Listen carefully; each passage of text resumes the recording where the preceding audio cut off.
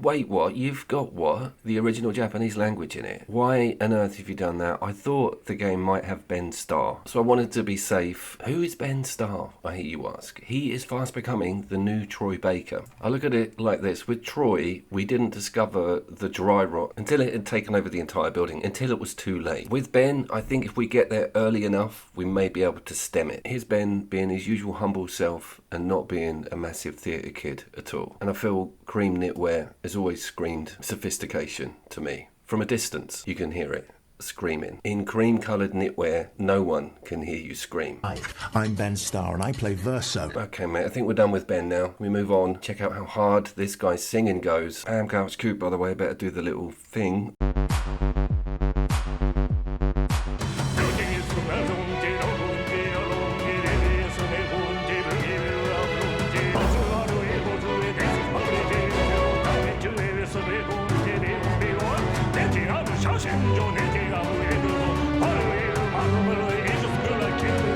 We are looking at metaphor ReFantazio, the game from Atlus, and they are the people that gave us the Persona series. Big fan of Golden, which is 4 on the Vita. I got this wrong in a previous video, and I have 5 over on my PlayStation 4 account. It does run on the 5 also. That game wound me up so bad. I made a JRPG list about 4 years ago, and that was close to the top 3. None of the footage can be captured. It had this block because they were convinced everyone was out to spoil that story. Now, I mean this nicely, and there's loads of Atlus fans out there. I'm fully aware, both in the West and East, they are a great studio. They gave us Odin's Sphere, for God's sakes, and Dragon's Crown, one of the greatest local sword and sorcery beat-em-ups on the market. But everyone got over or on with their lives, didn't they, after Persona 5? And I don't think spoilers really altered the sales of that one, so I was very annoyed. Thankfully, we don't see any block on story content in this game, so wrist slap over.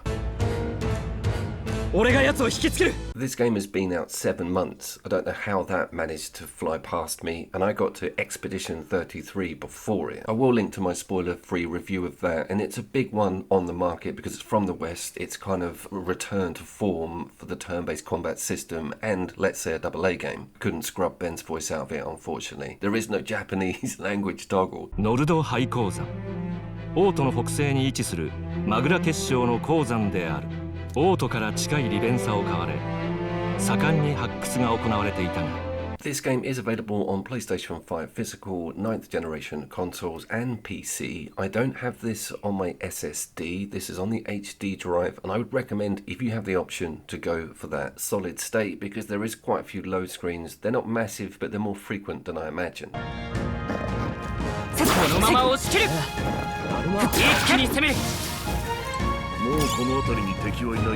You've got like a Ni no Kuni-esque system with that map, but it's got an interesting twist. You can actually real-time combat, not have to go into an arena scenario with some of the smaller enemies. You just whack them and they're done. Bigger stuff sort of flinches if you've caught it off guard, and then it instigates the fight and you've got the upper hand. It's quite a cool looking thing, and I like the idea behind it. それなら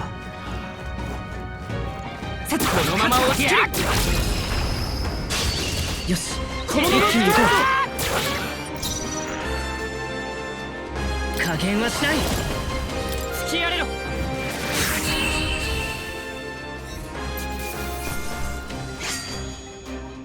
I also have Astral Chain vibes with this. All of the characters were your main 2 for starters. Have like an Evangelion equivalent robot personality that they switch into during combat. Archetypes, we'll go into them in a second, and there is a wealth of behind the scenes tech stuff with the UI, even more than needed in places. Astral Chain, man, that game, from Platinum by the way, full real time, no turn based. It needs so badly to be put on to 9th gen. It didn't even make it onto 8th gen technically. It sat on the Switch, God help me.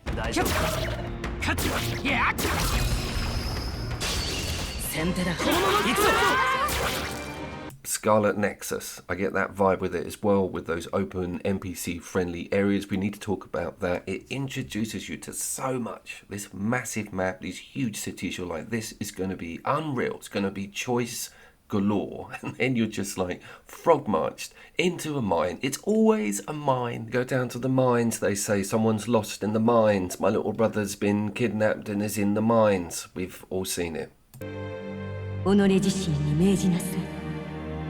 内なる英雄の姿に変われと。 I do want to cover that thing about Atlus and their absolute brilliance with UI and the whole screen options, the aesthetic to all of the menus. You know immediately that you're dealing with a studio that's passionate about this sort of stuff. They have to be, because 70% of your gameplay is spent wading through them. But I saw this article the other day, they were talking about AAA, particularly Western AAA games, all having this same sort of back end, same menu system, same sub-menus and boxes. This is immediately recognizable as an Atlus game. But on the other side of that coin, it does feel a little bit like a reskinned Persona game, which is not a bad thing, to be fair, at all. Probably one of the strongest turn-based JRPG series out there currently on the market. So high praise. And they have strayed quite clear from that subject matter, and I love the enemy design. Some of it is totally insane looking. 使わせてもらう。ありがとう。恥ずかしくない戦いをする。防御を固める。覚悟はいいか。切り捨てる。 There is not a single bit of real-time QTE in any of this combat model, and against Expedition 33 that is a nice thing to know, that you can completely switch off during the fights. There's no timer, you're not completely dogged by a prompt constantly. But after playing that game and realizing how engaging a method like that is with the turn-based system and how addictive and unpredictable some fights can get if you're not on the ball, it is something that maybe I was a bit harsh on in first instance, and it does spice up that model a little bit. But we're back at the traditional JRPG system here, and it's pretty welcome again.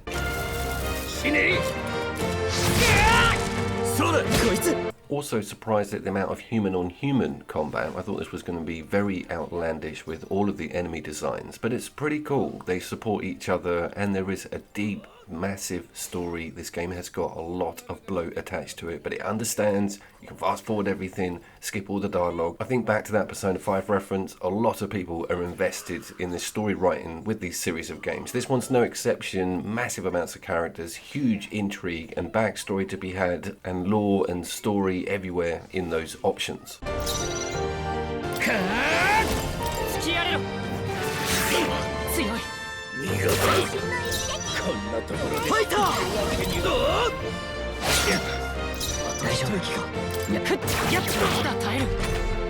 Positioning and formation has been a little bit streamlined, giving you only like 2 options, front and back for the battlefield. That does differentiate on how you deliver some punishment, but I was quite surprised at how stripped down that is, and again, that's quite refreshing because you're just focusing on dealing damage. There's also a genius idea of clicking in the L stick to just reset the whole fight and go from the beginning again. This is amazing because one miss or sort of false move, particularly in the earlier bosses, kind of ruins your run a bit. But get this, there was a mind-blowing let the AI do everything option, and this might be in newer Persona games. I've not seen it before, but you can just let those guys roll on automatic and change their tactics attitude. I have seen that before on individual AI players, but never the whole team, and never been able to just sit back, sip coffee and see how well your team are managing. Is that gaming? I'm not sure. I will take your feedback on that one. I didn't go to it as much as I imagined I would, to be honest, because they don't do it right half the time.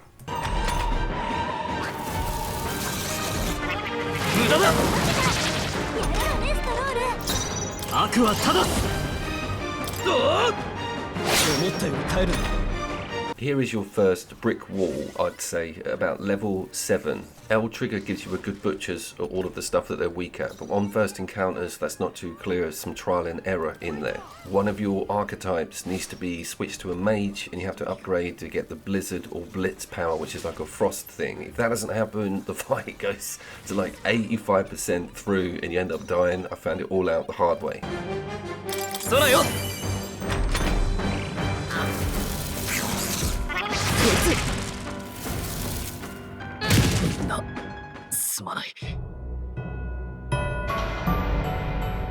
That is kind of your first hint to go back to the mines, and find some more things to beat up. Rank up one of the archetypes enough to get aforementioned move open and then take it back to that boss. It's okay, it's standard stuff for a JRPG of this nature.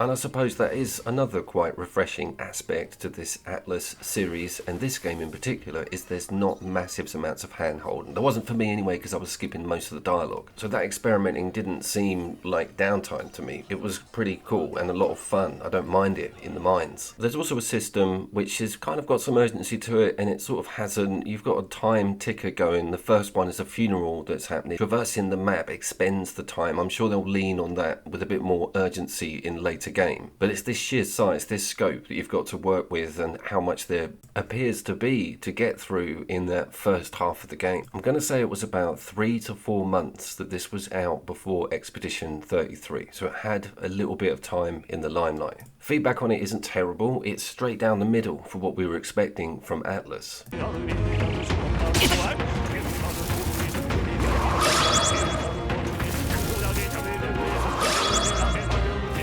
But has it done enough to separate itself or even beat the Western saviour known as Expedition 33? That one's really tough. Personally, for me, I just cannot wait to get Expedition fired up on the PS5 and finish that story and campaign. It is like a big, urgent, pending thing. Whether I'll get through this right to endgame, because it's sat on Game Pass, I can go back to it whenever I want, just won't happen as quickly. I will be talking about it at the end of the year though, because it is something special from that studio. Let me know what your thoughts on it are, whether or not you're done with this sort of format, or whether you've never tried an Atlus turn-based JRPG. If you haven't, then you might want to look at some of the Persona material. My name was, of course, Couch Cooper, and I look forward to seeing you down there.